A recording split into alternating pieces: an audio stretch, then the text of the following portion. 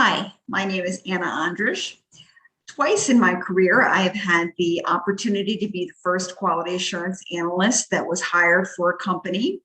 And my role in both of those companies was to expand the quality assurance department after I got it all under control. So today I'd like to share with you some of my experience on how to start a quality assurance department. On the agenda, I would like to discuss implementing a test case management tool, hiring contractors, full-time employees, or both. How to equip your team to work independently, and then best practices. So, do you need a test case management tool? Is that a priority? There's a lot of test case management tools to pick from, and it really all depends on what type of work you're doing, how big your company is, how many people are in your QA department, how you're going to scale everything. There's a lot to look into. When I worked at AutoScribe, which was the first company that I was the first QA analyst, we did not have a test case management tool. We used spreadsheets and Word documents, and they served their purpose at the time, and that was fine. In 2019, when I worked for Orsys as their first quality assurance lead, we implemented PractiTest, and it really was a great tool that helped keep us organized, had a great dashboard, and it integrated with our defect tracking tool, so it made testing very easy. So I do want to talk about the test case management tools. But you can always use a spreadsheet if you can't get a test case management tool. Some companies just are not at a point where they can.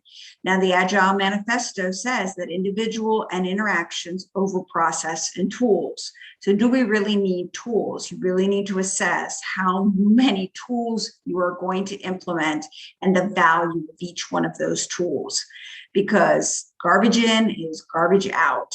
So using a spreadsheet to start with is really a fine way to go. The next topic I wanted to talk about was contractors, full-time employees, or both. What is the right thing when you are starting a quality assurance department? When I first started at the first company where I was the first quality assurance analyst, we went straight for full-time employees. We hired manual testers, then we hired automation specialists. At that company, I worked with offshore teams. Then I had contractors later on that came on board. And so we went that route. When I worked at Orsys in 2019, I was the full-time employee, and then we had only contractors. But then we built out the team and moved forward from there. So I do want to talk more about this topic. I have a lot more to say. And then the third topic is equipping your team to work independently. It's so very important to work with your team members individually and as a group. I suggest that you have team meetings and one-on-one meetings alternating every other week. I think it's very important that each week that you have a touch point with each and every one of your employees, contractors, the people that report to you, because especially now in a virtual environment, right? You can't see the people. And even when you were in the office, it was really a good idea to have that one-on-one time. So in your team meetings, you're going to want to ask questions, and then you're going to want to listen. You're not going to want to say anything. Just listen to your team members talk amongst themselves to hear what they have to say. And then you want to ask them, how can I help you? What is it that I can do for you? You want to add value.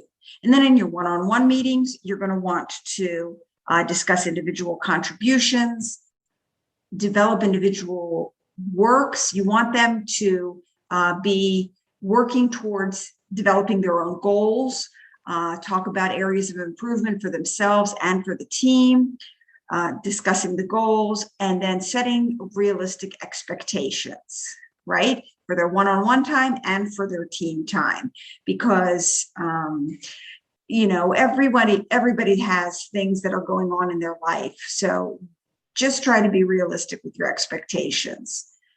The next thing and the final area that I want to talk about is best practices.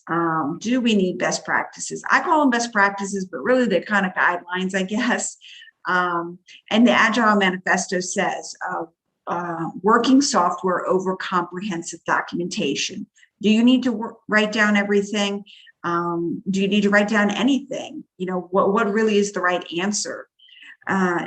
See that stack of papers? I can tell you that a very long time ago, when I first started out working, we used to write that much documentation.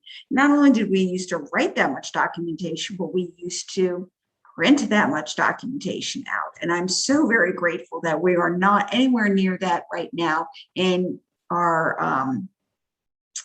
in documentation. I think that that's just ridiculous. But I think that it is important to write down some things. And what things that I think are important are test plans. If you work on multiple projects, like at Orsis, we did custom software. Writing a test plan for each project is having a template of a test plan and then writing out that test plan for each project really will help keep your staff organized.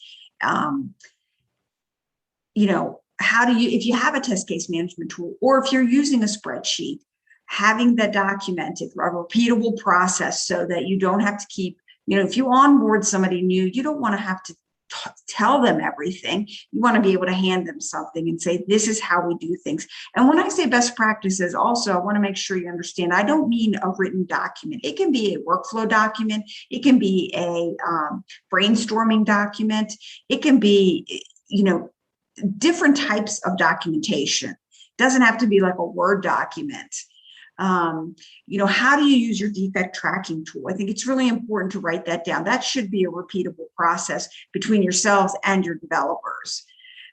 Any repeatable process that will help mitigate confusion, right? The last thing you want is for your team to be confused.